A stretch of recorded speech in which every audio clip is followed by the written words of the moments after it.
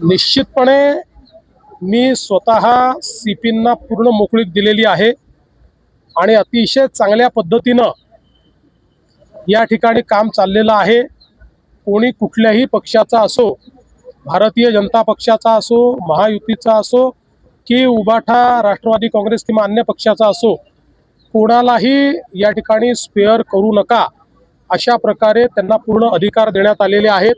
त्यामुळे मला असं वाटतं की ही जी काही गुन्हेगारी आहे आणि विशेषतः गुन्हेगारी करत असताना काही लोक त्याला जो राजाश्रय देण्याचा प्रयत्न करतात, वेगवेगळ्या पक्षात त्या ठिकाणी राजश्रय देण्याचा प्रयत्न करतात, तर अशा सगळ्या गोष्टींना मोडून काढायचा आम्ही या ठिकाणी निर्णय घेतलेला आहे। आणि सगळ्यात महत्त्वाचं आहे की कोणाचा काही पास्ट असो, पण आता जर कोणी गुन्हेगारीमध्ये जात असेल किंवा गुन्हेगारीत आढळेल तर त्याला आम्ही सोडणार नाही।